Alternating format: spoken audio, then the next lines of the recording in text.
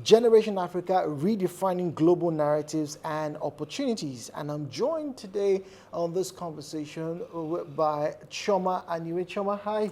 Hi, Jude. I'm happy that we're having this conversation and we're reimagining Africa, so I'm glad to be here at this conference. Right, so talking about imagination, a man who has a lot of that in abundance is Tonye Kalango. Tonye, welcome. Thank you very much. Hello, everyone. Now, talking about Generation Africa, redefining global narratives and opportunities, one of the biggest opportunities available to Africa right now is in the digital space. The digital economy is explosive, and none more so than the subsector of that digital economy, which is skit making. Well, for this conversation, we're calling it Skit Economy. Well, it's not my word. Don't take my word for it. Well, the author of the book, Bell Ihua, Professor Bell Ihua, his full name is Bell Ihua, by the way, right, has this interesting definition of what the skit economy is. Now, the term itself, coined by the author, refers to the process of producing, distributing comedy skits and other forms of creative digital content for public consumption in exchange for value. Let me stop you there. This is the trick. It's not saying money, but value. So what exactly are these values that people are getting into the space of? So we have people obviously wanting to make more money. That's monetary value. There's a bit of clout involved, social value. How relevant are you? How popular are you? Endorsement deals. People get freebies because they've been able to, as it were, influence one product or the other. Now, these are the things that tend to benefit people who have joined in this particular economy. I'm talking about the people, it's the young ones. It's a massive explosion right now on the African space. Now, talking about the economy and how it's blown up in the past few years, from television to radio to almost everything that has to do with life, we've seen how legacy media, when I say legacy media, I'm talking about your big television stations, the CNNs, mainstream media, Fox News, NTA for those of you who are in Nigeria, SABC for those of you who are in South Africa, you know, all over the African continent, we're getting to see more and more people, more and more organizations adopt social media. They are embracing the content that come through from the digital space. The traditional media has evolved. I wouldn't say it's dead, but it's evolved. It's evolving with the times, and Africa is in the front and center of this evolution. Now, as the book we're going to be looking at, because it's an opportunity, the skit making opportunity, it's a very popular one for Africans right now, and Nigeria, alongside several African countries, are making huge waves. We choose Nigeria because the author too is doing the same. You could argue that maybe it's because the country has a very large population. Yes, Africa's largest country in terms of population is Nigeria. Stats from about 2015, 2017 say we have just about 200 million and counting, as you would expect. These people, a good number of them, are young people. They are getting into the space. They're putting all their effort in trying to make sure that they are not left behind in a sense, this new renaissance. This is a digital renaissance. Now, unlike the last revolution that we had, 2 or 3 centuries ago, talking about the Industrial Revolution, this revolution is digitalized. It's soft skills, soft power. Nigerians have that power. Other players on the African continent include Ghana, neighbors to Nigeria, Cameroon, Rwanda, Kenya, Tanzania, South Africa, Morocco, Egypt, and obviously the Ivory Coast. All of these countries have their own brands, their own take on how they want to be perceived. And it's that perception, that opportunity, rather those opportunities that have led us to where we are at Reimagine Africa, changing narrative, redefining what it is truly to be African. Now, I start off looking at what it means for the Nigerian economy, talking about the skit-making economy. Now, we live in a time where everything is in ones and zeros. Well, let me throw some stats your way. Now, according to PwC, they had a study, And the Nigerian entertainment sector, which probably covers all of the skit making ventures and the business that we're talking about this day, contributed $2.7 billion US dollars to the economy of Nigeria back in 2016. That's about 2.5%. Now, if you thought that was big, it jumps, and it jumps favorably so a few years down the line, hitting figures of 5.5 billion US dollars in 2019. And by 2025, at the end of 2025, it's estimated to hit $15 billion, just skit making. Now, the overall economy, talking about the digital economy for Africa, is expected, for Nigeria, is expected to hit $80+ billion. So it means that something is brewing, something has been brewed, and Nigerians and Africans are actively involved in this space. Chioma, when we talk about skit economy, there are some players involved in the skit economy. Let's talk a little bit about some of these people. Thank you, Jude. One of the things that Professor Ihua's book has done for us is to give us a picture of the players in the industry. And lately I was saying that some of them we didn't even know their real names, but this book has been able to tell us who they are. And prior to this time, you have just mentioned McKinsey's report that says by 2025, it's expected that it's 8 billion will be derived from this skit economy. What that says is that there are people who are working hard to ensure that this number, this figure is reached. So let's look at even how it started, and let's also talk about how it came that the fact that skit making skyrocketed with the coming of COVID in 2019. A lot of these people entertained us. They made us have something to look forward to on our phones, since a lot of people were in confined spaces. So coming to Nigeria, you would think, or you would know that earlier on we used to watch the Jaguars according to Prof details in the book. We used to have the likes of Jaguar, the likes of Deborah, but these were not actually so known because they didn't have social media presence. As of today, we have over 22 million followers in Instagram from Nigerians. We have over 40. And prior to 2018, we didn't used to hear about TikTok. But today we have over 23 million. Who are they watching? Who are the people influencing? So let's look at the picture, the Nigerian picture.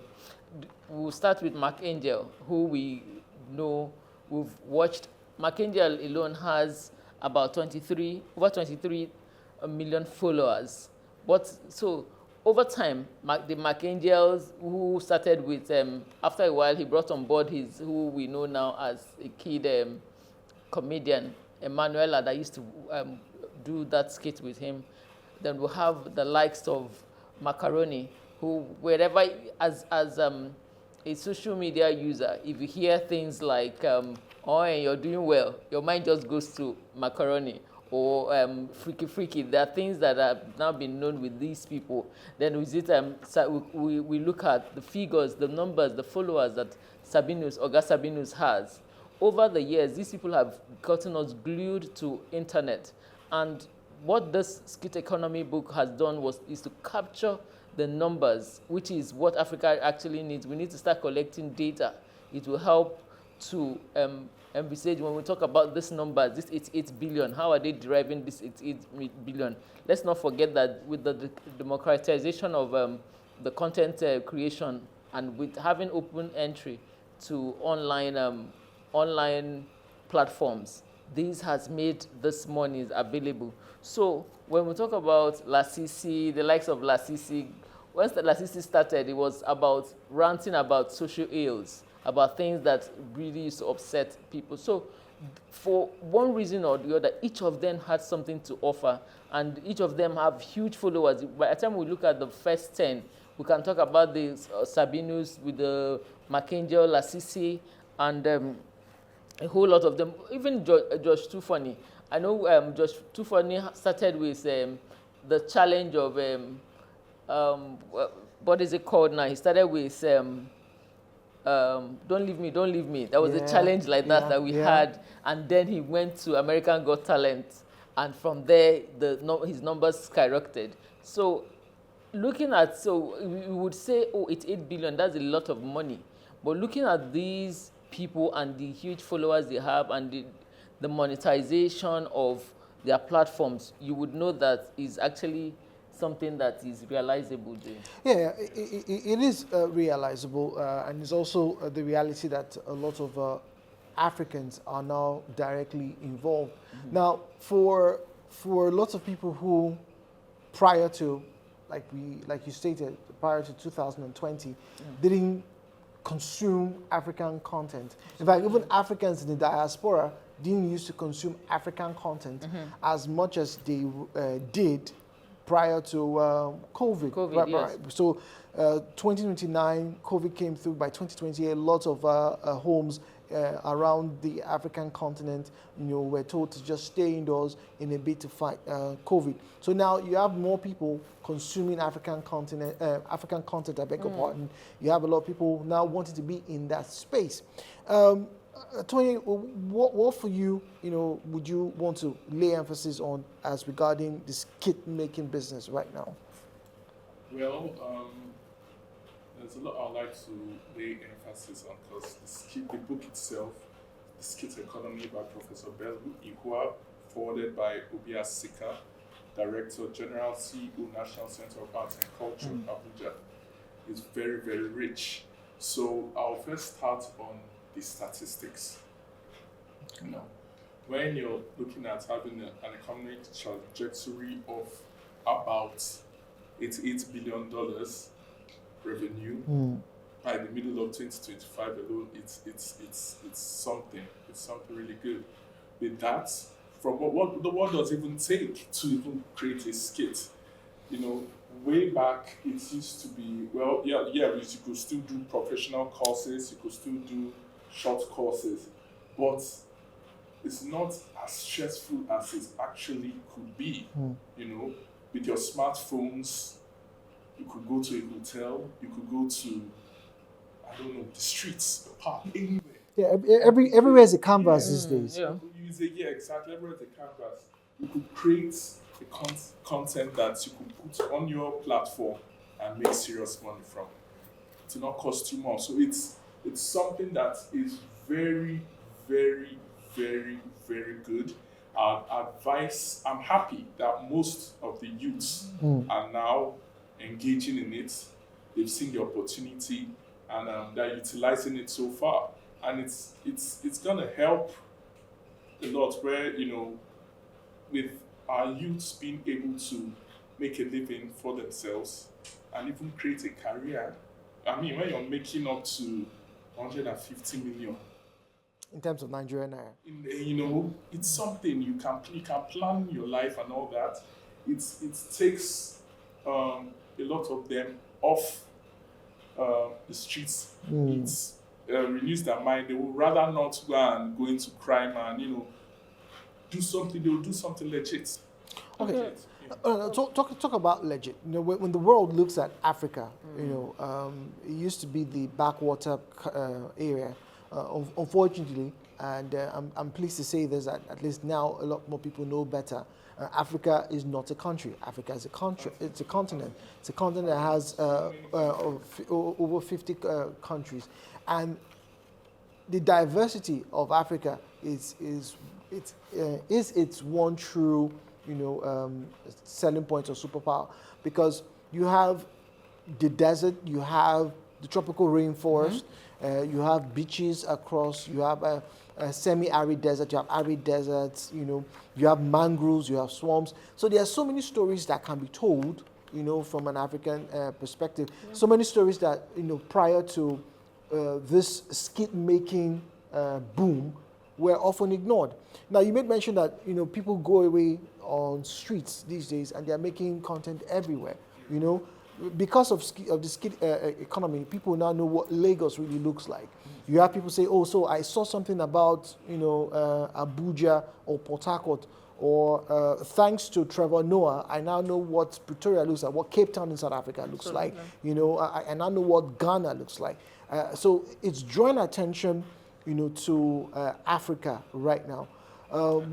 A good part. Now, as we're trying to reimagine Africa, as we are reimagining Africa, Tonye, do you think that old narrative is still there, that we are always coming through from the low background, no money, poverty, and now we have made it?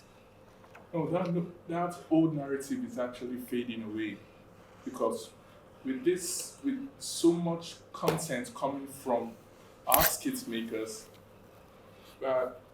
putting out the positive image of Nigeria, of Africa. You know, a lot of guys in the Western world, some I know, when they see some parts of Nigeria, some parts of Port Harcourt, like on the phone, like, really, is this Port Harcourt?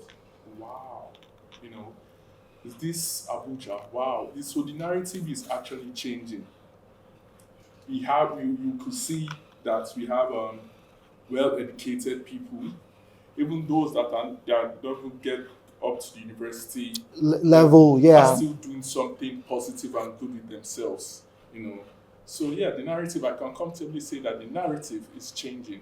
But we should thank our skit makers for pushing out the positive narrative, yes.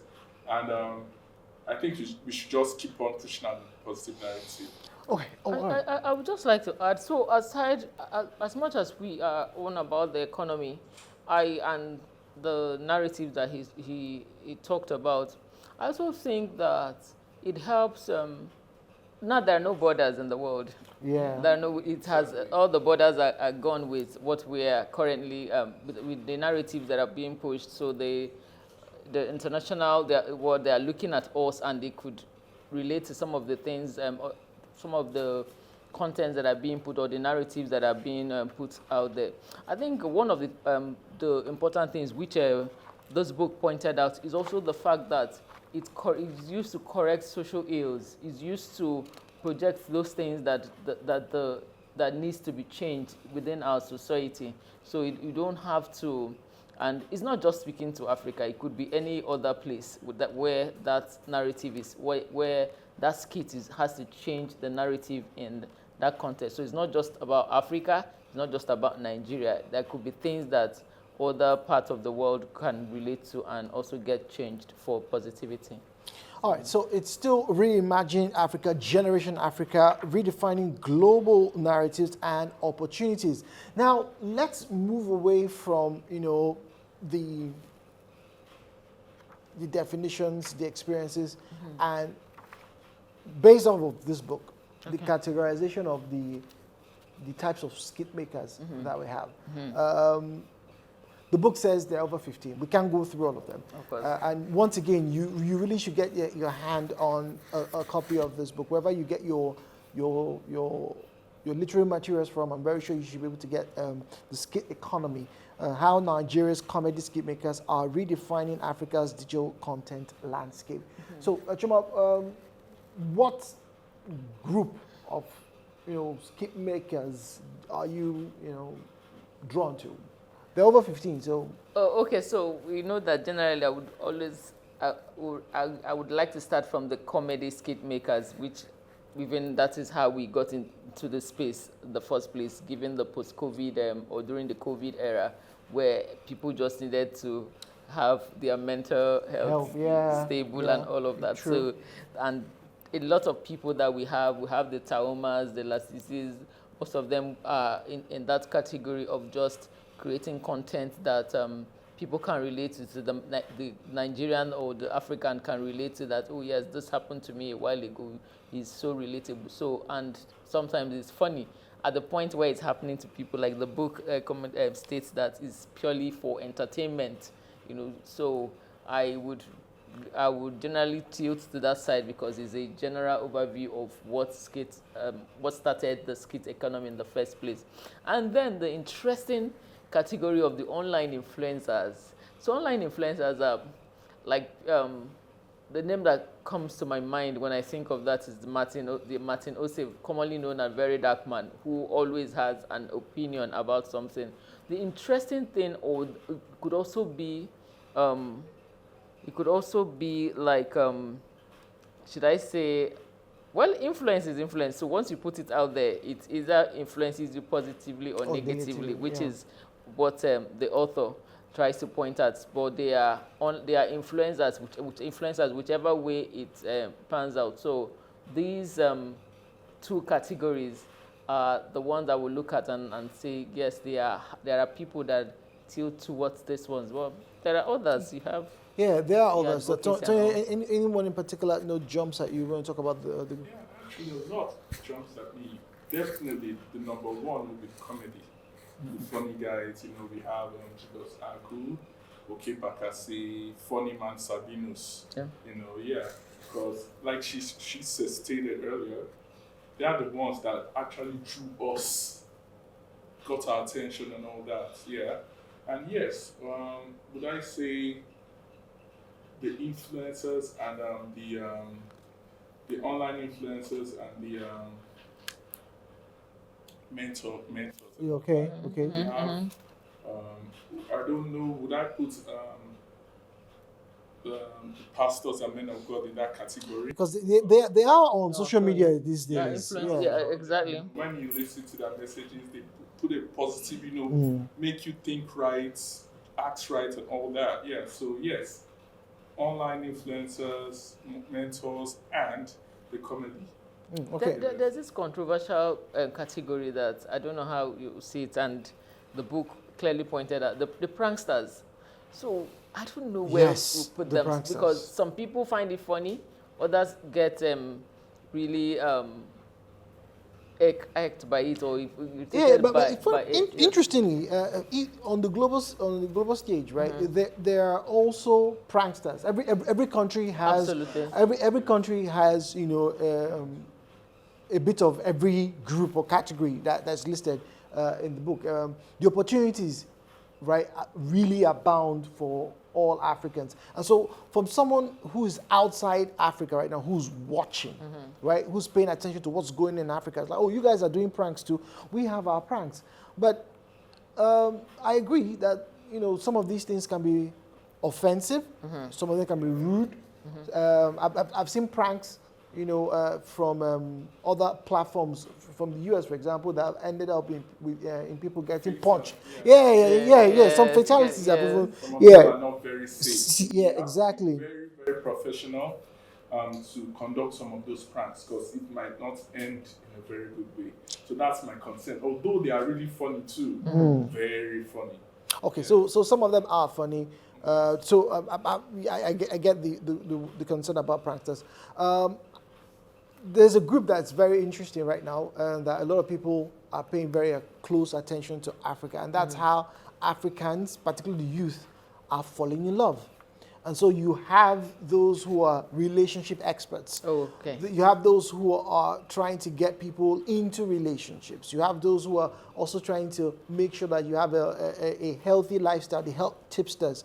So you're getting Africans now telling the world that those things that you used to know about us, the fact that you heard that people had to bring maybe 20 cows or 20 cattle before you get married to my daughter or someone's daughter, we're changing the narrative. So we go on dates. We still have bride prices, at least for many Nigerian homes. But the perception now is you have a teeming population of individuals who are seeking advice. So some of these influencers, as they're generally known, operate from, the relationship angle, how to get people into relationships and also how to keep them in relationships. That's when they eventually get married. But let's wrap up with the biggest elephant in the room, which is how can this economy be sustained? Because whilst the numbers we hear, right, are huge, 88 billion for the digital economy. South Africa's creative economy is stated to hit somewhere between 17 to 18 billion by 2030. Nigeria is going to get to 15 billion by the end of 2025. Everybody wants a big piece of Africa right now. But the Africans themselves are facing challenges. What are some of the challenges that you think the African youth is experiencing in just trying to get into the digital economy, skit economy? You know, people talk about what do I do to become as popular as the Oga Sabinus and co? Well, what do you do? Like the already popular Skit-Makers advised in this book, that one, you should be resilient. You take charge of your destiny. Man. I mean, it isn't like we're going into crude oil business or oil and gas where you have to do cuts on certain deals, close on certain deals, there's some amount of money you should, this and that. I mean, your smartphone, how much is a smartphone? Okay, maybe now smartphones are 100K plus, 200K, 500K, 1 million, but with not too much, you could get a smartphone. Like I said, just everywhere is a canvas, So you be determined. You could learn about skit making even on YouTube. YouTube is free school. So there's not much of a challenge for now, unless some crazy policies come up online and all that. Yeah, but for now, there's not much of a challenge, and it's an opportunity, a big opportunity that. If you have the time, if it's your thing, some people have, would I say it's in their DNA, some people it's their thing.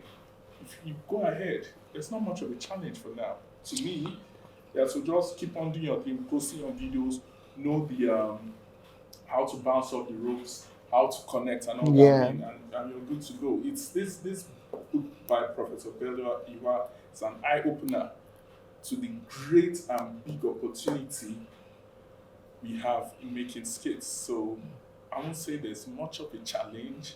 I don't know about you, Chioma. What do you have to say?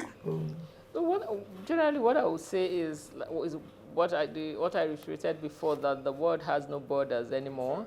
That is open to everybody to tell the African story, our experiences, and collaboration is the new gold now. So even it doesn't matter where the person in the world is, Africa is open to telling stories and collaborating with everybody across the world. So I would just say that whilst if you're still waiting for the blue collar jobs, there are so many things that we can do. The online space is open to everybody. The market is there for everybody. So let's collaborate, let's reimagine Africa, let's be the ones to tell the story, the African story, by ourselves for the world. That's what I would just say. All right. So here at Reimagine Africa, Generation Africa, redefining global narratives and opportunities, we're all about letting the African story be told and be reimagined. It's no longer someone else telling the African story. I know you want to find out what Africans are doing, what Africa is doing, how they're telling the story. And so it is us telling our stories in a new light. It is Africans sharing with the world what the potentials are, the challenges are, and there are a few of them. But it is no longer the world's story to tell. It is Africans now telling the world Africa's story. Absolutely.